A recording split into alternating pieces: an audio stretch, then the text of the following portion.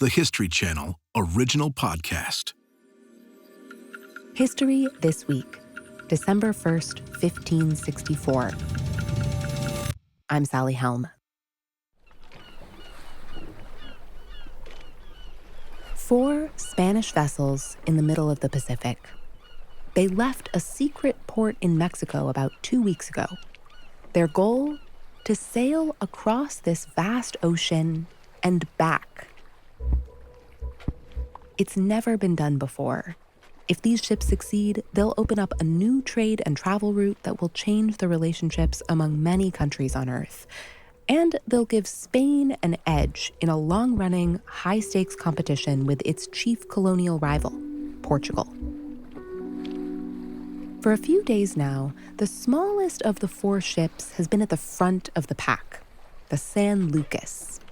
It's been given the job of scoping out dangers that may lie ahead, perhaps because of the skill of its pilot, a man named Lope Martin. Martin is an unusual presence on these Spanish ships. He's one of the people in charge, but he doesn't come from the upper classes. In fact, his ancestors were enslaved. He's one of just a few black mariners to rise through the ranks during the age of exploration. On this first day of December, Martin's ship, the San Lucas, is quite far ahead of the others, which would be fine, except that night, a storm comes in from the northeast. The little San Lucas is getting swamped by big waves. It can't slow down too much or it might get dragged under the water. It's dark, hard to get in touch with the other boats to let them know what's going on. The captain orders that a lantern be placed in the stern of the boat to let the other boats know what they're doing. They leave it out all night, but they don't hear from any of the other ships. And in the morning, when they look behind them, nothing but open water. The San Lucas has been separated from the fleet. They're on their own. The following year, against all odds, the tiny San Lucas makes it back to Mexico, winning glory from the Spanish king himself. And that's when the mariners aboard those other ships come forward with an accusation about that fateful stormy night in the middle of the Pacific. The San Lucas is accused of, quote, absconding from the fleet under the cloak of night. The implication is that the talented black pilot and his ship only got back first through treachery. Today, betrayals, mutinies, bloody murder, and a high-stakes trip across the Pacific. How did the San Lucas, the smallest ship in the fleet, complete a near-impossible journey that would connect the world? And how did the trailblazing mariner Lope Martin get erased from the story?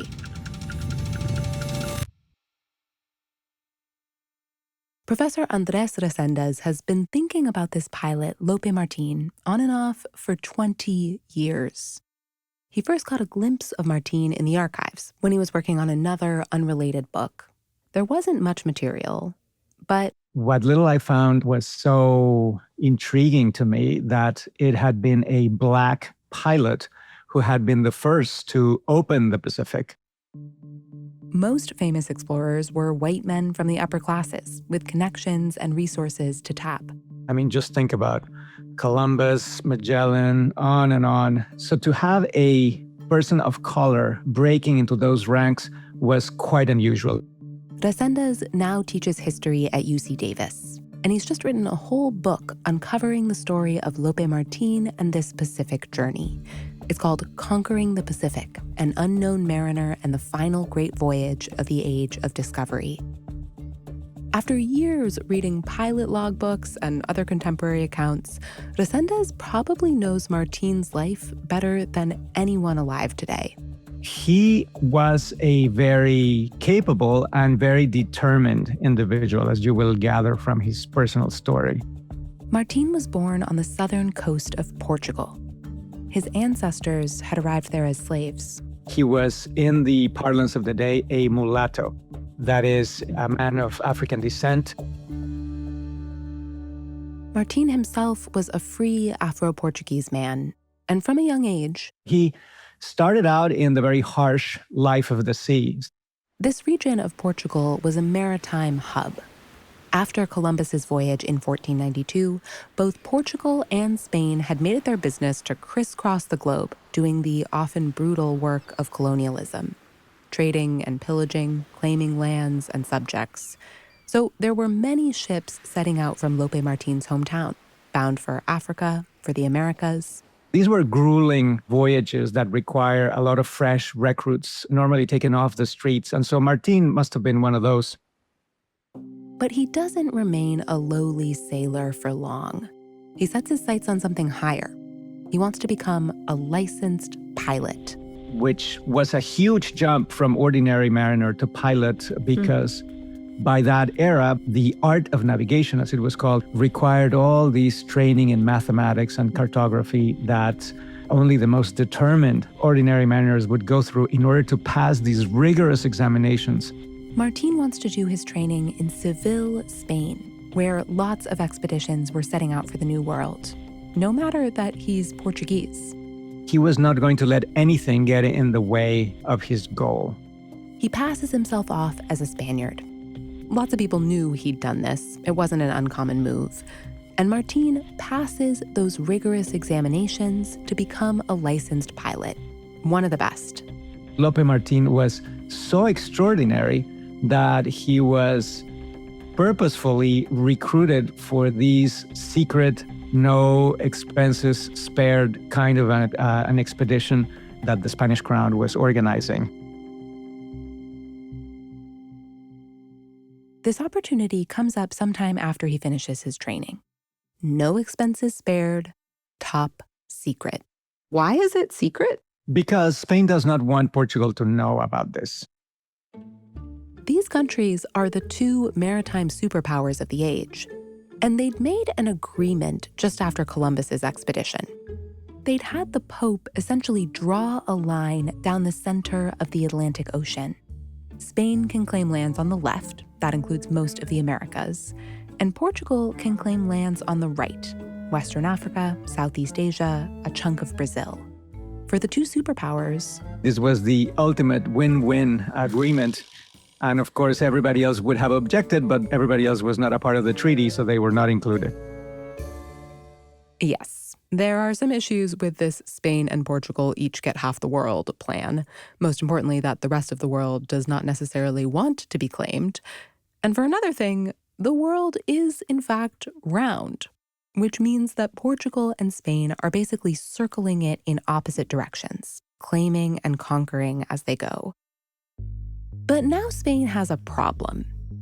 If they want to open a trade route to Asia, they have to start on the west coast of the Americas and go across the Pacific, and then ideally come back that same way. They'd managed to do the trip there. There had been about 7 expeditions. All of them ended in disaster. Everybody ended up being able to get to Asia, but they were stranded in Asia. There was no return. The currents on the way back are just incredibly hard to navigate. Those poor mariners had to go the long way round. But in the 1560s, Spain gives it another shot. On November 21st, 1564, at around 2 a.m, 4 ships leave the tiny Mexican port town of Navidad, heading out across the Pacific for that top-secret trip. Their destination is the Philippines, and they'll be traveling as a pack. That way, if one ship gets into trouble, the others can help. The largest of the ships, the San Pedro, was over 500 tons. This is huge, by the way. The largest of Columbus's ships was not even 100. The San Pedro is guided by a famous mariner named Andrés de Urdaneta and commanded by his friend, the fancy nobleman Miguel López de Legazpi. And at the other end of the spectrum is a little 40-ton ship, the San Lucas. If the San Pedro was a shark, the San Lucas was a minnow carrying only 20 men in very cramped conditions. The commander of the San Lucas is a nobleman named Don Alonso de Arellano. He has no maritime experience. Luckily, navigating the ship is the extraordinary pilot Lope Martin. He has his work cut out for him. The smaller the ship, the harder it is to navigate, the less it can withstand storms or choppy waves. Plus, the San Lucas can carry only 8 barrels of water. The San Pedro, in contrast, has 80. That's part of the reason all 4 ships are supposed to stay together. The San Lucas will have a tough go of it on its own. To communicate, they have agreed on signals, flags during the day and lanterns during the night. But on the night of December 1st, very soon after they all set out, the flags and the lanterns become useless. Lope Martin and Captain Don Alonso are sailing far ahead of the other ships when a storm hits. One of the other boats signals at them to slow down. But according to Martin, he can't. The San Lucas was very low on the waist, as he put it. So if you were going at a certain angle against the waves, you would get swamped by some of these waves in this storm. So what he claims is that he couldn't do it. He says the ship would have been swamped by the waves. And so he had to save the ship first, and these becoming separated from the rest of the ships. Now, the fleet did have a plan for this situation. If they lose sight of each other, they're supposed to head straight to the next islands on their planned route and wait for the rest of the fleet. If that didn't work, they would mark a tree or build a cross, and underneath that tree or that cross, they would bury a bottle with messages telling the ships that were farther back what their plans were, and so they would know what to do when they found the message. The San Lucas tries to follow this plan. But it was extremely difficult to stop in some of these Micronesian islands. They are coming from the bottom of the ocean as volcanoes, basically the tip of a volcano that had become inactive millions of years ago. The terrain of these volcanic islands is unpredictable. In some spots, you drop an anchor and never hit bottom. The sea was that deep. In others, there are these tricky, shallow reefs just below the surface. Like deadly traps for the ships. So the San Lucas can't stop at the nearest island. And meanwhile, the commander aboard the flagship San Pedro, Captain Legazpi, he changes course himself.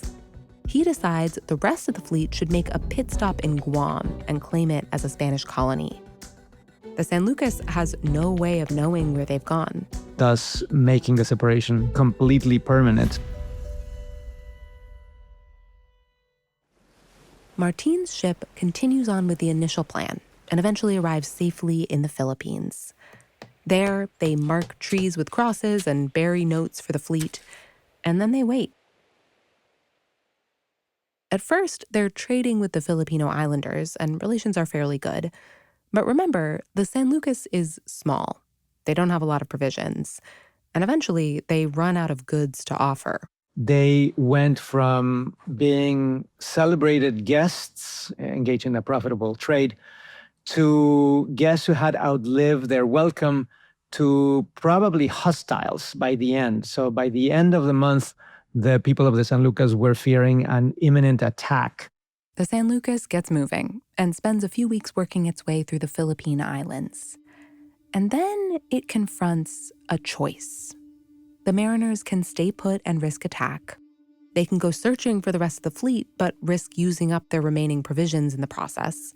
They can surrender to the nearby Portuguese and hope they'll be treated kindly. Or they can risk the perilous return home. The captain, Don Alonso, leaves the decision with the pilot, Lope Martin. And so we know that the pilot thought about it, looked at his charts, and he said that, if we try the return, we may have a shot. Martin thinks it's still early in the year. Maybe if we sail way up north, we can catch the winds and currents at just the right time. Somehow, this extraordinary mulatto pilot was able to solve the last riddle of the puzzle and had figured out how to achieve the return. Because if you're that too late in the year, then you're not going to be able to do it. This is the key to making a successful Pacific passage. But it's also a dangerous plan. No one has ever done it before. And this ship in particular, The San Lucas was never meant to be the ship to accomplish their return. It was intended to stay in the Philippines as a support ship there. the San Pedro may have had enough food and water and supplies to last the whole trip back, but not the San Lucas. Still, they decide to risk it. They don't have great options. And so they set off back across the Pacific. Pretty soon, their sails become weak, but they don't have the supplies to mend them. Eventually, they will start using their own clothes and their own blankets in order to patch up the sails. But they're traveling way up north, so it's freezing cold. They are experiencing extremely cold weather and they have very little clothes. So they're like using their blankets to patch the sails, but then they don't have any blankets to keep warm in. Warm, exactly. The passage is windy, stormy. There's a storm for a month, which is a problem when you have to find your location by measuring the altitude of the sun. Well, if there's no sun for a month, you can't find your location for a month. So that was another problem. Perhaps the most dramatic and dangerous part of this whole journey is an on-ship battle. Humans versus rats. The creatures on both sides are thirsty. They've used up several of their water casks already. And then one day, in desperation, the rats started gnawing on the casks of water, and in 2 dramatic hours, they spilled the water contents of 2 of the 5 remaining casks. oh my gosh. So in order to defend what little water they had left, the people aboard the San Lucas had to post around-the-clock guards to fend off the attacks of the rats. According to the ship's records, they killed 20 to 30 rats each night. The trip and the battle against the rats, it all takes a serious toll on this tiny crew. They are weakened, they have scurvy, they have been unable to eat properly, they have been unable to sleep properly, and some of them are barely able to stand. Then, one day in July, they finally sight land. Lope Martin turns in the direction of Navidad and picks up speed. Martin was a little bit of a daredevil, and you can imagine how motivated he must have been after sighting land that he's going to return to Navidad as fast as possible. Too fast, in fact. When a storm develops, the ship can't slow down in time. It ends up nearly wrecked by a powerful gust of wind. The mainsail is in tatters. Everything turns into pandemonium. And of course, they were knocked off course in the course of these frantic hours, but they were finally able to regain some control over the vessel and basically limp into Navidad, where the men were received as heroes. Lope Martin and Captain Don Alonso have finally completed a round-trip Pacific journey. They've opened up the opportunity of a lucrative new trade route and brought glory to the Spanish crown. And then, another miracle. 2 months later, the flagship San Pedro arrives back in Navidad, too. Captain Legazpi has stayed behind in the Philippines to run a new Spanish colony there, but one of his representatives has a message. He formally accuses Lope Martin and Don Alonso of treason, abandoning the fleet on that fateful December night. Why did the rest of the fleet think that they had abandoned them? Like, why would that have been a good move? Well, first of all, there are some precedents for that. For example, even in Columbus's journey on his return, one of his ships went ahead to claim the glory. But more importantly, you have to consider that Lope Martin, even though he is on paper a Spanish pilot, everybody knew that he was a Portuguese. They also knew that a single load of some of these precious spices would be enough to make everybody aboard the vessel immensely rich. So it's plausible that Lope Martin and Don Alonso had some kind of motive. Plus, there actually had been a plot against Legazpi, led by some of the non-Spaniards in the crew. It's quite possible that Martin had been involved. But Reséndez points out, Martin never actually deviated from the official plan: go to the Philippines and back. He waited for the rest of the fleet. He tried to rejoin everybody, and he ultimately returned to the Americas as the original mission was. He didn't just abscond with some cinnamon to get rich. But even still, Legazpi is basically accusing him and his shipmates of treason. Legazpi claims that the San Lucas lit out from the pack that night when the weather was totally clear, which seems like just a lie. Even Legazpi's own pilot's logs say it had been raining that night. And when a governing body in Mexico rules on the case, the charges are thrown out. So here we have the difference between a white nobleman, very well connected, who is simply allowed to do whatever he wants. Captain Don Alonso is free to travel back to Spain and be received by the king. But Lope Martin? This black pilot accused of treason, just like the nobleman, but he is unable to leave Mexico. And in fact, he's forced into this other mission that it's pretty obvious that Lope Martin would not willingly accept. The pilot is told that the Spanish crown needs him to go back to the Philippines to resupply Legazpi and his men. And what better pilot than Lope Martin to steer that ship?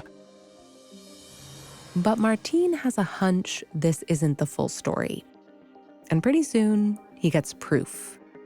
On board this resupply ship will be a secretary carrying a sealed envelope. But the secretary happens to be one of Martin's allies, and he shows him what the letter says. He would be hanged upon arriving in the Philippines. Nevertheless, Martin has to pilot this ship.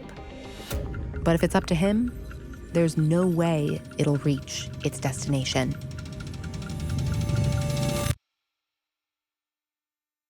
This trip is meant to be Lope Martin's death sentence. But the pilot is not easily daunted. Somehow, in the course of these preparations, Lope Martin starts looking at this as a very dangerous opportunity rather than as his final sail that will lead him to the hangman. He recruits as many allies as he can find to crew the ship, and he approaches the ship's captain.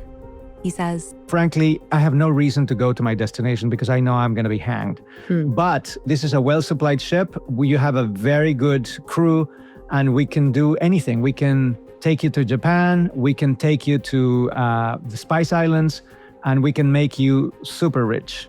But the captain says, no dice. This ship is going to the Philippines. So that fails. So what does he try next? So as the weeks passed, and it is clear that the only way to remain alive was to get rid of the captain. Plan B is mutiny. Once they're on their way, Martin starts to stir up resentment among the crew. And he finds a wedge issue. The captain has this horse, a beloved horse. It's being held on board the ship, using up precious resources. The horse required a lot of water. And so Lope Martin commented that, well, we should really kill the horse. One night, another sailor slips down to the place where the horse is being held, wielding a dagger. The next morning, the horse is found above a puddle of its own blood. The captain is furious. You can imagine what the tension must have been in the middle of the ocean. Half of the ship was basically siding with Martin. These were mostly the mariners, and half of the ship, mostly soldiers, were for the plan of going to the Philippines and supplying Legazpi. Martin himself is stoking that tension. And finally, one night, two of his allies go after the captain. They descend through a hatch that leads straight into the quarters of the captain and basically murder the captain and his son. So the soldiers on board pick a new captain, a well-respected sergeant, one of the people who had killed the previous captain. This sergeant feels guilty about the crime he's committed and nervous that he'll be accused of mutiny. So to defend himself against these charges, he decides to stay on course for the Philippines. Martin has a harder task now. The old captain was unpopular. The new captain is popular. Martin was a very skillful plotter. I mean, his skill as a mariner was matched only by his skill at human connections and building relationships and forging alliances. So Martin organizes another mutiny. In the end, he's able to have this second commander tied up and thrown overboard. And now, against all odds, Martin is getting what he'd hoped for. He's fast turning from a man at the verge of death and turning into the leader of a new expedition that he himself may not have known exactly what it would be, but the possibilities were endless. Eventually, the ship approaches the Micronesian islands. Martin tells his shipmates everyone needs to go ashore so he can make repairs to the vessel. But some of them are worried that he plans to abandon them. Martin has many allies on board, but there's also a group of loyalists who want to follow through on the plan and go to the Philippines. Martin, however, is very persuasive, and so the ship anchors off these islands and everyone goes ashore for a while. The pilot and his allies are trying to convince any undecided men to stick with them. But then there is a counterplot by the loyalists. The loyalists swim out to the ship and manage to take it over. But then they realize Martin has removed the sails, just in case something like this happened. So that the ship was as good as a sitting duck. It's a stalemate. Martin and his followers on land want food. The loyalists aboard the ship want sails. And so they negotiated, and eventually they left some food for Lope Martin and his 26 followers, and in exchange they received the sails. And then the ship pulls away from that Micronesian island, bound for the Philippines at last, but without the condemned pilot, Lope Martin. As the years go on, Martin doesn't reemerge from that island in the Pacific, and he starts to fade into obscurity. It's Urdaneta who gets the credit for accomplishing the first round-trip Pacific journey. Lope Martin is written out of the story. Do you think that has to do with his race and class status?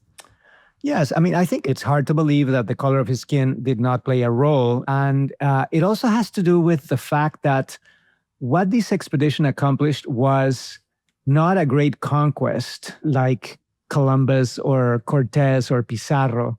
It was an achievement of connectedness. And this is more difficult to quantify. The impact is more nebulous, but here's one way Reséndez sees it. In the years after this trip in 1564, there are annual Spanish expeditions to Asia. Trade booms, and the population of China in the next few centuries goes way up. China is able to grow its population for a number of reasons, but one of the most important was the unfolding of these very nourishing and very productive New World crops, corn and sweet potatoes in particular. Some of that can be traced directly to Lope Martin's journey. So just in terms of the overall demographic balance of the world, it had a huge impact. China's weight in the world became huge at this time, and it is a feature of the global economy that is pretty obvious to us even today. Now, even if this Pacific journey was more about trade than conquest, it was still about conquest too. The Spanish colonial project had devastating impacts around the world, and Lope Martin cuts a complicated figure in that context. If he had been allowed to stay in Mexico or go back to Spain, he may have ended up living the same kind of life as the other conquistadors, even though almost all of them were white men of privilege. Those conquistadors basically live out their lives enjoying the spoils of colonialism. And Martin was on that path until he's betrayed. He's kind of doing that, right? Like he seems to be into the Mariner project, but he ends up totally differently. Well, I think you are totally right in that, of course, he is a product of that society of the 16th century Iberian world. And given more time and more success, he may have turned into another Columbus. But in this context, he is, it seems to me, another victim of this colonial enterprise. Here you have a man of color who is forced into this harsh life of the sea, who excels at that, who is handpicked for this incredible expedition. and then who is betrayed. But the betrayal isn't the end of Martin's story. After that ship pulls away from the Micronesian island, leaving him on shore, the trail of his life goes cold. But there's no reason to believe that he and his men died. These are well-armed, well-supplied, experienced adventurers. And future expeditions see some tantalizing hints that Martin and his men may have just stayed on this Pacific island and made a life for themselves. That's what Reséndez likes to imagine. What I would find most satisfying is that the man who basically was able to navigate the Pacific back and forth for the first time in recorded history somehow made his home right in the middle of the Pacific in these tiny islands where he may have found a place for himself and his followers. In spite of all these injustices, in spite of all of these terrible maneuverings on the part of royal officials bent on hanging him, even though he appears to have done the right thing all along.